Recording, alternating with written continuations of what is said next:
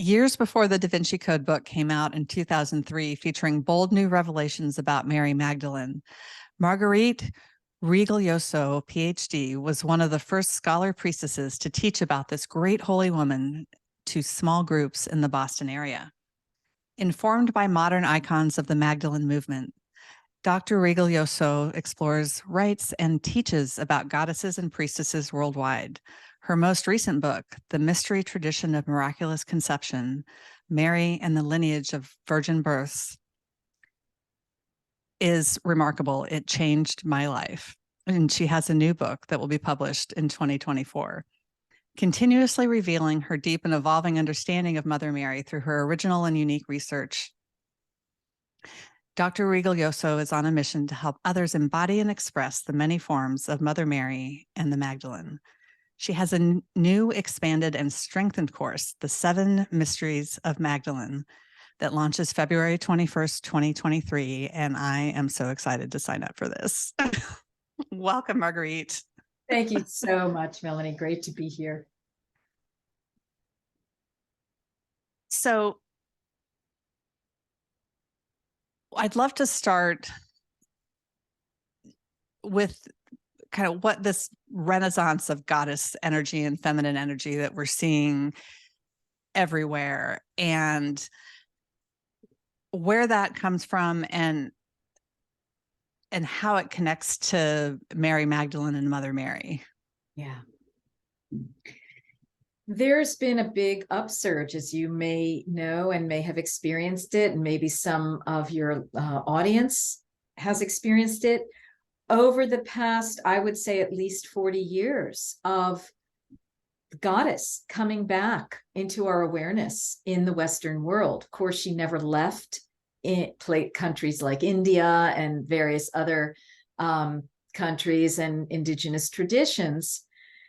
She's always been under the surface in Christianity as Mother Mary and Magdalene, but it's taken some activity over the last few decades for people to realize, oh, these two figures are that sacred feminine, that goddess that everybody's talking about over here, especially when we're looking at, say, ancient Greece or the Hindu tradition, or, you know, basically every culture around the world, if you go back far enough, was originally honoring of the sacred feminine, either in conjunction with the sacred masculine or as like the supreme being. And so we've had, you know, in the postmodern or modern Western world, we've had a lot of archaeology and scholarship that's been coming out over the past 30 to 40 years that has been showing us nuts and bolts, either in the ground, in artifacts, or in texts, that these goddesses have always existed. Where did they go from our modern parlance? Why are we only talking about a male god? And how has this negatively affected the planet, you know, by us doing so? Who were these goddesses? What do they have to teach us? What is their medicine? How can we connect with them? And many, many people around the world have been going into these goddesses, learning about them through reading, and also learning about them through touching their ancient stones, through their open channel intuitions, through gathering with circles of women, through teaching about it and learning about it. So all of this has been going on over the past few decades. And as I said, right on the heels of that, people were realizing that Mother Mary and Mary Magdalene were part of this lineage of the sacred feminine, because these were more than, they were human women, I believe, but they carried the archetypes of the goddesses, especially Sophia in her form of Sophia.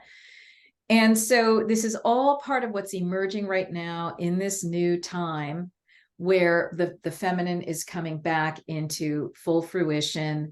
We are talking about how she and with her women have been denigrated and distorted and so forth, how this has not been positive for the planet, and what we need to do about it, and how we're all coming into healing, a great healing, all of us, regardless of what our sex is, through this great work and exploration. Yes, there's so much going on with, certainly with the goddess right now. I see that everywhere, and also with women and honoring their intuition. And I really love what you're doing. As when I speak, I define fearless presence as bringing together your expertise and your intuition, that you get to bring both of those to the table. And I love how you do that so beautifully in your books. I'd love to touch on the idea of Mary as a title. Yes, Versus a name. that's right. And I think that goes for Mary and also Magdalene. I think both of them are titles, really, for priestesshoods or types of sacred women. Mm-hmm. What I find in the case of Mary is that if you go back to the Hebrew, it's Miriam or Mariam, there are various versions of this name as it would have appeared then. And if you go back further, you come to the Egyptian Meri, what's been transliterated as Meri, M-E-R-I, even though they didn't have vowels, in that language, but Meri. And when you look at what Meri is, it meant beloved of, or loving, or lover, or, the one who is loved, the one who is love, the one who is beloved, the one who loves. And it was often a title, an honorific title that went along with Isis. So you could be Mary Jasmine, or you know what I mean? And it would be kind of like the one who is beloved of Isis, right? But this beloved of, this idea of what it is embodying is the concept of sacred love, the sacred heart, divine love. And so that's why you have all these Marys running around the Bible, including Mary Magdalene. They were, as I have determined through my research, all priestesses of sacred love, and not only sacred love, but of womb mysteries. Womb mysteries. Okay. Mm-hmm. That's such a good, such a beautiful, or such a juicy term, those womb mysteries. What is, talk about the value of mystery for a little bit, because we, in our modern world, we're so driven by data and by facts, and we don't really collectively have much of a value system for mystery, or we don't make that, that lives separate from our work and from, that maybe we take that to church, but we don't always bring that with us the rest of our lives. And we all carry around little devices that my friend's brother calls them the wonder killers, that, we can all answer anything on our phones in any moment. That's right. That's right. The mysteries were the original way of conveying knowledge, information, and experiences of spiritual growth and awakening. The term in Greek from which it comes from, I think, is muien or something like that, which means to close, like to close the eyes and the ears, because it meant that it was an inner experience. And it was also these mystery learnings and teachings were things that could only be suggested through words and teachings obliquely, but they really were things that you would learn through the inner experience. Okay, so you could set up the conditions for the learning. It might be going into an altered state journey with sacred medicines, like in the Eleusinian mysteries, or there were other different types of mystery ceremonies and celebrations that were named in ancient Greece. But all in all, on the deeper level, it's not necessarily about an outward ceremony. It's about an inner process. And so that's why I named my school Seven Sisters Mystery School. And apparently mystery schools have been the fastest growing type of business or organization, in the past 10 or more years, because people are keying into this idea of the mystery path as the path of true learning, true education, because what it connects you with is not only the knowing, the knowledge, the gnosis that is available through the Akashic records, the library of all existence, but connectivity with the divine through these processes, and essentially awakening your awareness that you already are divine on the inner planes. You have a light body, you have a core light, which is source code, source creator code.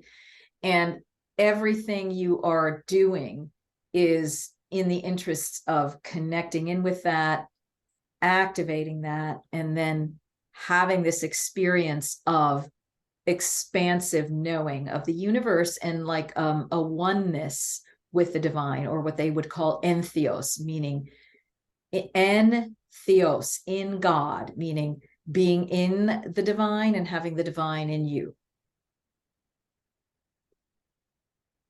I can speak. We're so disconnected from our bodies, and that information that we get from within is such a beautiful, it's really not the information from yourself. It is the divine information is all within you. And the thing that I've really learned, or that I really appreciate about this whole mystery school movement, because I've been connected to it as well, that ancient practices were so brilliant at teaching nervous system regulation. Wow. And but we keep that, we don't see these things as the same thing, because nervous system regulation is, excuse me, maybe it's the nervous system regulation is the non-spiritual strategy kind of that gives you access to some of those same mystery traditions, that opens up your intuition and kind of gives you that internal data. So in the separation of, excuse me, 1 second, I will edit all of this out. Throat chakra is often my throat chakra. I know. Well, my whole karmic backstory is about lost voice, so I'm clearly onto something here, saying something big, because my throat is having a fit. Whenever big information is coming through, usually somebody in the room starts choking. Yeah. That's what I've seen in my classes. And so you're the honorary yes, honorary choker today. So in this, in the evolution of the goddess, really getting restoried through history and restoried through ancient text, I would love you just to touch on how Mary and Peter sort of ended up in competition at some level, and sort of because I think the way I've heard you describe that as a real marker to the collective shift in feminine power or in patriarchal power that we saw. Right. So to distinguish Mother Mary from Mary Magdalene, although they're very closely related and they worked together, Mother Mary was the head of the church, essentially, the head of the early Christian community after the resurrection. She was very respected by Peter, who deferred to her. Now, Peter was the head of the male apostles and the male community, and Mary Magdalene rose through quickly to being the head of the women, appointed that way by Mother Mary. Things we don't hear about unless you look at Mother Mary's old apocryphal gospels, right? Her biographies. That's what I've been doing lately in writing my next book on Mother Mary. In some of these, as well as in the Gnostic gospel known as the Gospel of Mary, which is about Mary Magdalene and her experiences having specialized teachings from Jesus, as well as some of the other Gnostic gospels. It might be Philip, Pistis Sophia, there are a few of them. Peter has an issue with her in at least 2 or 3 of those gospels that is written about and coded. He's annoyed that, on the one hand, he acknowledges that Mary Magdalene had a special relationship with Jesus and he wants to know more. And then on the other, when she starts bringing out this information, or when she is honored during Jesus' lifetime as the one who gets it more than any of them, he gets triggered and he starts acting up. And he's like, I think she's saying crazy things. Why is she saying that? Why, is she so special? And all this, the usual human jealousies that can happen in community, including spiritual community. What Peter had on his side was patriarchy. So, we're at a time 2000 or so years ago when already women's roles were getting diminished. They had been great priestesses throughout the Middle East, and Europe, but then they were starting to have their roles curtailed, diminished, and so forth and so on. So they're trying to hang on to their authority and their roles and so forth at the time that Jesus is coming in, which is in the middle of the Roman Empire.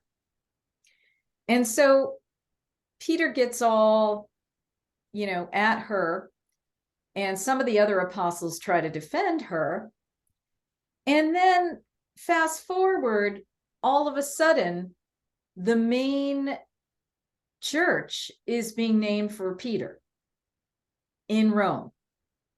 Okay, so something happened in the midst of all that.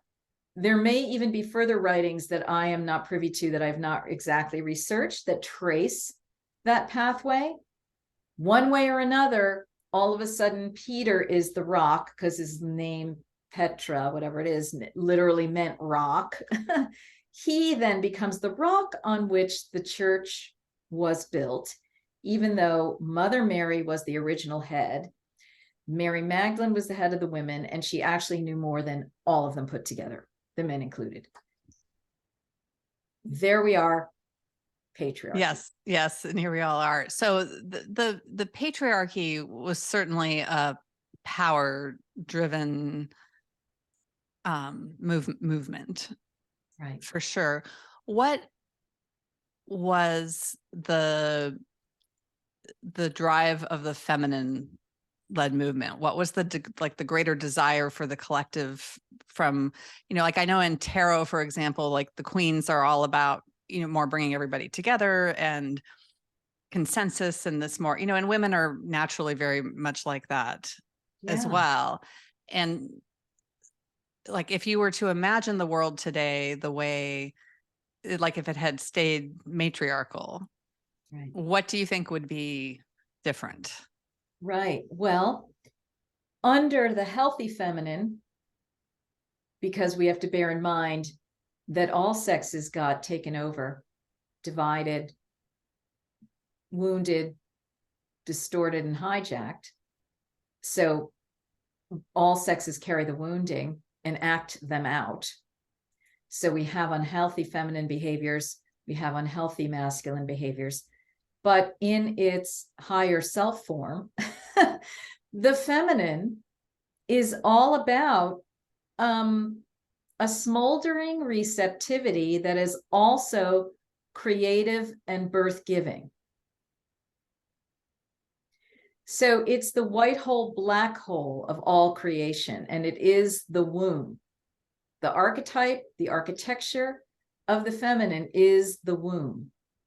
And Sri Kaleshwar, the great late Hindu saint, talks about that Mother Divine has a holy womb chakra from which she has birthed, essentially all of creation. So the feminine is fiercely birth giving. It's receptive. It's nurturing. It's encouraging. And, those are not that the masculine doesn't have those, but that's some of what yin, the yin qualities of the feminine are all about. And That's what ended up going somewhat missing or getting suppressed under patriarchy, which had a strong, controlling, unhealthy masculine energy that was getting imposed over the entire world, not through any intrinsic problem with men or the masculine. We're talking about forces that have been upon this planet and the human race for quite some time, that wound in and orchestrated these distortions and the warfare between men and women. I was reading recently about, well, certainly we know that you don't come into this world unless you come through a womb. That's right. Really. And I was reading recently about yin and yang, kind of in the same spirit that you were discussing, how that, and it was talking about how really the yang, that masculine, comes from within, that the feminine, the yin, births all of it. And that even, it made me think that even the yin yang symbol that we see isn't really representative of of the creation, because it's not really that equal thing that it should be inset. That's right. The yin yang, when you consider that the whole thing is the circle, that is the womb in which the yin and the yang play out their constant cycle and interactivity. So at the same time, it is interesting, though, to hear how Sri Kaleshwar also talks about the masculine creation story in the Hindu tradition. But when you break them all down, it's kind of all the same thing. It kind of all comes down to really the Divine Mother as being the foundation of all creation, from which everything else emanates. So even though we have these masculine creation stories, if you break down the words and the names and the aspects of what's going on, it's ultimately the goddess. And so how does the path of Magdalene lead us towards sacred sisterhood consciousness? And why is that so important and powerful today? So I talk about these 7 mysteries of the Magdalene in the new course that I'm offering at Seven Sisters Mystery School. And one of these mysteries I call the mystery of sacred sisterhood, for achieving support in shepherding the new awakening. Okay. Sacred sisterhood as being necessary, foundational grounding and holding, so that women can do this work. And what I've found out through my research, is that Mother Mary and Mary Magdalene were intimately acquainted and connected and interactive around and with Jesus.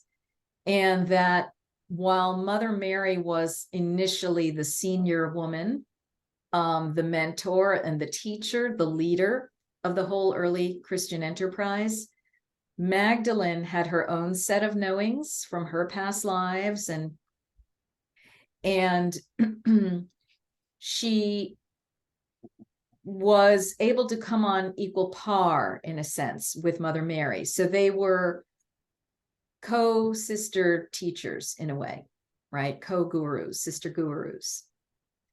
So this model of being both the mentor and the student, the mentee and the teacher, is a new model, a new old model, whose medicine could be helpful to all of us as we move into more group interactivity, and we're trying to have more harmony on the planet, in our interactions, in our groups. It's quite challenging because we still have the wounding from the archonic forces that have worked here, and they still operate and love to come into our wounds and twist the knife and this and that. And it makes it more challenging to work with one another, because then all these issues come up, jealousy, power struggles, blah, blah, blah. So the medicine of Mother Mary and Magdalene together is one of harmonizing, being in right relationship with one another as women of power, and being leaders through that we can follow as mentors in our lives. I think I love this. And there's like in my own history, I was a Navy spouse for 20 years, and it did not lead me to loving groups of women. And it really took like some other transformative experiences for me to develop my trust in women, and to think that women were acceptable forms of just existence, which was my own relationship with myself at some level. But the wounding was just so repetitive and deep. And in Mary Magdalene's history, what medicine is there to help us in dealing with those negative forces? Because they're not, they are within ourselves, and I can certainly talk all day long about them within nervous system regulation and archetypal forms, but there's, but we're so wired for story. So what is it about her, where is the story? What is it in her story that we can learn from? Right. And that is one of the things I'm going to be looking at in the class, because she received special teachings about this from Jesus. And this is what is revealed in what's called the Gospel of Mary, that has been attributed to her, in that she is the Mary who's being talked about. It's her experience. She's recounting what Jesus taught her. She's sharing it with the other apostles. Peter gets into a tangle with her about this. But one of the sets of teachings that is in this from Jesus is that there are certain forces that you are going to encounter. This can be in the death passage, as your soul is going into the light, or going wherever it's going to go next. Or even in this lifetime, we encounter these types of spirits. And it's like, I have to look back at it, but it's kind of like the energies of, strife, and, all these negative energies and forces that the soul encounters at every rung or doorway, up into the ascension of the soul. And these forces will tell you how bad you are. Okay. You've been a killer, you've been judgmental, you've been this, you've been that. And so the soul needs to have the codes of understanding of what to do to address these adversaries, as they're called, every step of the way. So again, these are adversarial energies we encounter in our lives. They attack us on the inner planes, and then after death. So we're going to be looking at, how are we working with these demonic forces, so to speak? What is the code word, for getting past them? And then what are the other technologies that we need to work and develop within ourselves, so that we're strong enough to withstand this and go through the ascension cycle into the light? I so love this. Other people deal with this, certainly what you're saying is akin to mindset work, and how we, and how we all get in our own way and getting through obstacles. And you're doing it in such a beautifully, or I would say cellular level kind of transformation. And how can we really draw on those mysteries to co-create more for ourselves and more in our lives. Yeah. You know, I mean, people can start by looking at those ancient source texts, like the Gospel of Philip, Pistis Sophia, and there are others, or reading some of the books, many books that have been written about Magdalene from grounded scholarly perspectives as well as inspired oracle perspectives. If you want to just go in on it yourself, seeing what's being said, how does it resonate for you? Then, and maybe there's just medicine in reading it, or maybe there are things that come to you on the inner planes through your own inner mystery school, or, you know, you can call on Magdalene, ask her to help you work through whatever it is that you're working through. You can take any of these wonderful classes that have been offered, including the upcoming one starting February 21st, 2023, but that will remain online, the 7 Mysteries of Magdalene, for additional, you know, mine and other classes where we have tools and toolings, processes, meditations, you know, those types of things that you can practice with. So it's a matter of opening, asking, discovering, and practicing. For everybody listening, I can't speak, or I can't emphasize enough how what medicine Marguerite's book, The Mystery Tradition of Immaculate Conception, is. I know when I find a book that carries so many that carries a deep truth, just a soul level truth, like there's a very specific feeling to me with that. Like another book that has done that for me is An Arrow Waiting to Pierce You by Peter Kingsley. And there's many similarities, like that you both like both of the books are grounded in historical evidence. And A Story Waiting to Pierce You is it talks about Pythagoras, or it's about Siberian shamanism coming to ancient Greece and to Pythagoras in particular, and the parallels that you're talking about in terms of, like, Pythagoras had past lives that he wrote about and was very familiar with. And that's something that we don't learn that in math class when we're learning the Pythagorean theorem. And there's so much research and so much data that doesn't get into our mainstream lives. And I so appreciate that you're bringing that to people, to the masses, and to really open up the possibilities for new things for all of us. Thank you so much. I mean, it's my passion and my joy. It's what I came in to do. And I just started looking at the books. I mean, I was always a student, and I started looking into these, and especially in grad school, looking at these texts and going, whoa, these are filled with riches that are so relevant. They just need to be slightly translated into, you know, modern understandings, but it's all right there.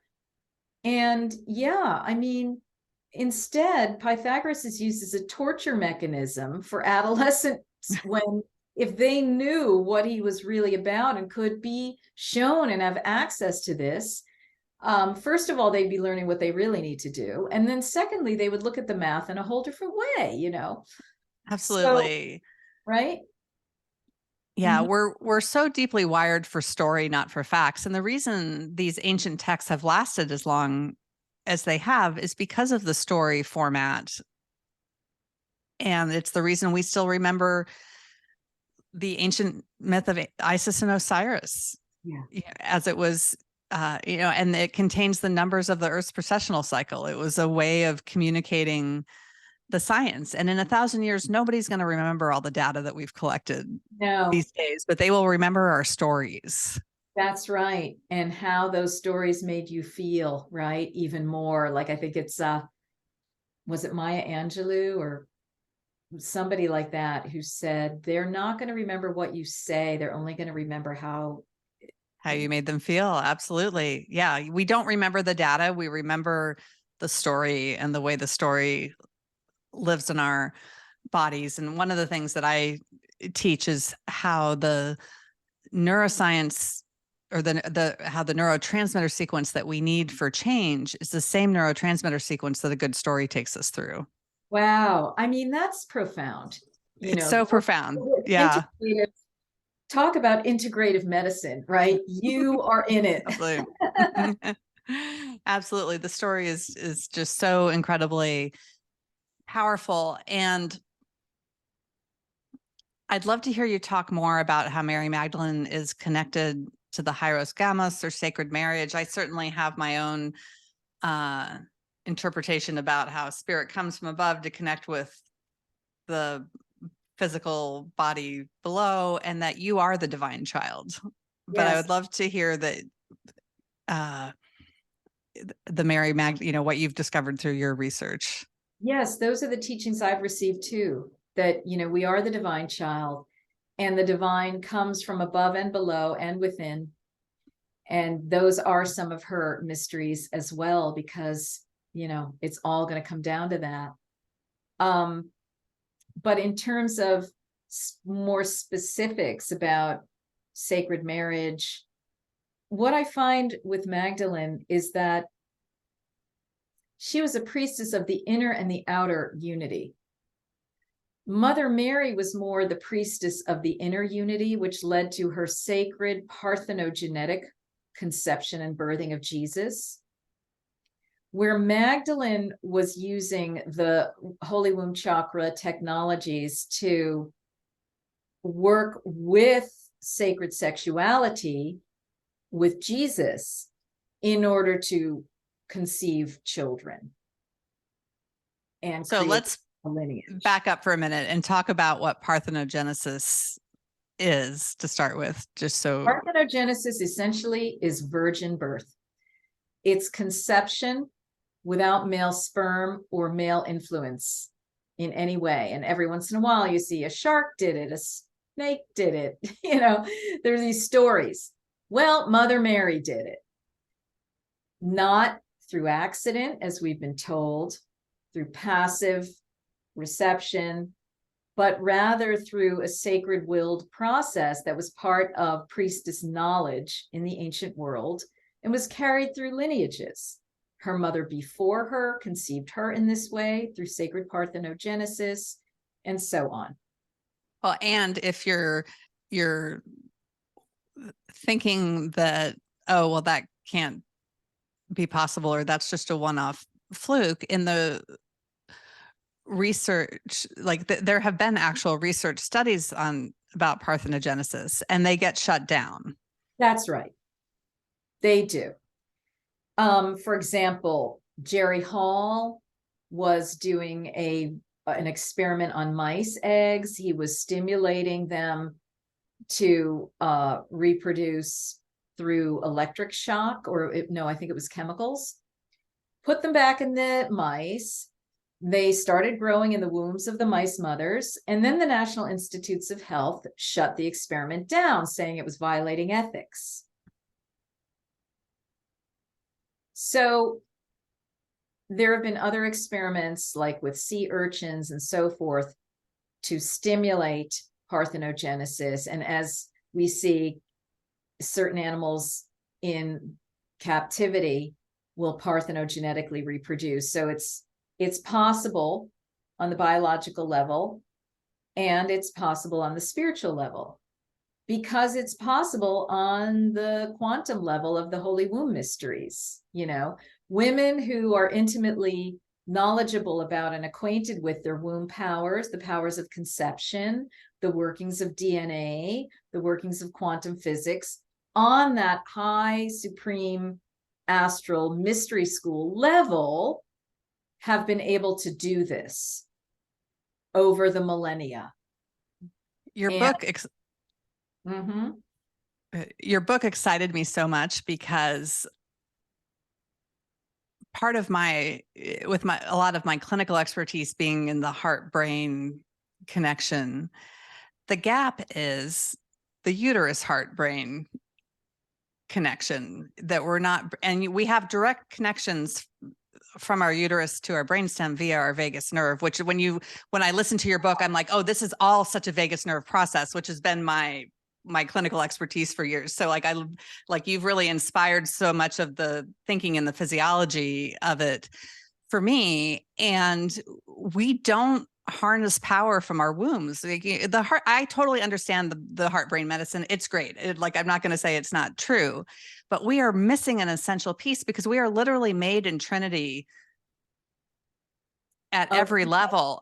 It's like, we're not made in just this heart brain connection. Like, with there is a third part, and all of the big speakers in that arena are all men. Yes, that's right. So they only get as far down as the heart. I've seen these drawings, these pieces of art, I just saw something in a show the other night, and it's like, yeah, it needs to be in Trinity. And guess what? Mother Mary, Mary Magdalene, also worked in Trinity, not just with Jesus, but with another Mary, who was Mother Mary's sister, originally named Paragita, who then was given the name Mary by Anne, her mother. So they were working in a Trinity. They always worked with Jesus. I think that's fascinating, Melanie, about what physiologically about the connection through the vagal pathway. That is something we should hear more about, because I think the more we have women scientists looking at this material and being able to discuss it, the more we're going to fill in those gaps. So I'm really thrilled to hear what you're saying. Oh, thank you. Well, I've so much of those, you were definitely a big part of inspiring some of those connections, or maybe certainly making them more specific. And, and we're definitely threatened by the sexuality. Like, I've heard some of these very well-known male speakers, like they intentionally don't harness the pelvic power in their workshops, because they feel or my sense is they feel like it's a little too risky, or they don't want to, and I get it. Like our second chakras collectively are so stuck in many ways that, and we don't necessarily know how to move the energy, and creating that safe container is really important. But what you're describing is such a tantric kind of way of being, or in line with tantric philosophy, which historically was not, sexuality was a teeny tiny part of tantra. It was really a way to accelerate your spiritual path. That's right. Yeah. And the energies can be used in so many different ways. Just like as Sri Kaleshwar taught in his Holy Womb Chakra teachings, the energies of the womb can be used in so many different ways. So it can be for healing, in addition to conception. It can be for healing, and it can be for other, like, seemingly supernatural powers to master the material plane, and acquire the Siddhic powers, the Siddhis, which are these abilities to do seemingly counter material things, counter biological things. So yeah. Marguerite, talk a little more about your Seven Sisters Mystery School and your program that you're offering. I'm going to have the link in the show notes, and it just looks incredible. Oh, thank you so much. Yeah, Seven Sisters Mystery School is something I founded in 2012 as a way of accelerating the opening of the priestess path for people, so that they could either access the information within themselves or teach it out in the world, or both. Activate it, manifest it somehow. And so I've been teaching many, many different types of classes, in-person, online, workshops, etc., for these past going on 11 years now. And I work one-on-one with people in mentoring or clairvoyant sessions, and different types of programs with that. And so I have various things that are available for people. And the most recent, the upcoming one, starting February 21st, that will remain in replay so people can indefinitely access it and register for it, is called The 7 Mysteries of Magdalene. And this is really about how to access her sacred living wisdom stream to energize your own divine purpose on earth. So we're going to be going through these 7 mysteries and accessing tools related to each of them so that you can stimulate and activate some of these abilities within yourself as part of your own spiritual path, moving toward inner unification and the activation of your source creator light within you. And so people can go to 7sistersmysteryschool.com/Magdalene. I'm sure you'll have the link below in the show notes. And there's also a free video there that you can enjoy to hear about more and some of my experience with this material. And I'm very excited about this because with each class that I teach, I have to dig in and learn about this. And so, for example, one of the things I'll be doing in this regard is in advance of this course is to be offering on my YouTube channel my monthly show, Co-Creating the New Earth, is the one in February on the 17th, is going to be dedicated to me going into oracle space using Sacred Lady Cannabis, Santa Maria, specifically to access information about, by, and for Magdalene. For others and people, we're encouraging them to go to my Marguerite Rigoglioso YouTube channel, come on live at 11:30 a.m. Eastern that day, and start writing your questions in the chat, because, you know, I'll be in high octane oracle state and we want to look at these various questions. I don't know what's going to come through. I've never done anything like this before. And that's going to be part of my own wisdom body, you know, receiving and incorporating her wisdom. So it's very exciting, and there will be more coming through each of these class modules. I mean, I have the material I'm going to teach, but I'm always in this open state, and the participants are with me. So it's like bell.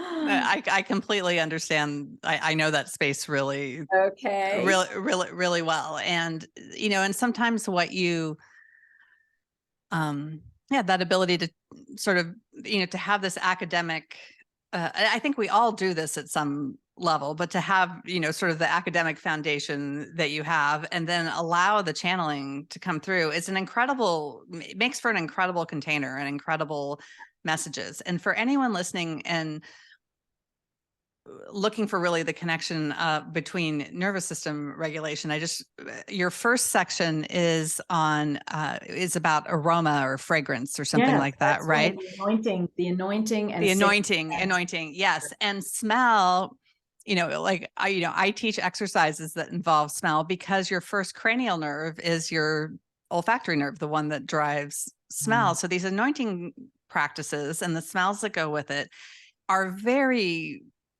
regulating for the nervous system. And so you're, you know, even if you're not, you know, I know you're not selling it from the neuroscience standpoint, but you're doing the things that people need, you know, even like rosaries and mala beads and things like that were ways to regulate the breath. They were ways to have nervous system regulation, you know, and really strengthen those pathways so that we could have more collaboration and have better relationships, you know, have fearless presence, have our confidence, and all the things that we're really looking for in our lives. And it feels like, you know, some level of collaboration I would love that. would Yeah. be good to happen. Maybe Yeah. we'll see what comes Yeah. about. Yeah. Anything that can validate and amplify and expand, what is coming through is wonderful, I think. Yeah. Well, and there's always something else that is true. And so much like when we want change of any kind, the thing we have to do is dismantle our addiction to being right and find out what that other story is. And that's often That's the humility. the humility in it. Yes.